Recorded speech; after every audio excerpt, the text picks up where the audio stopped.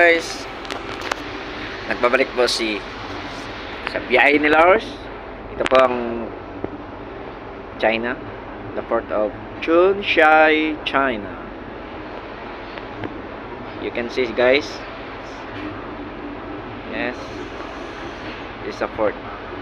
Now we are preparing for departure. We have some visitors here for the farewell departure. And we are in the bridge. That's a 40. And the other guy is there. His side is very hot. So in the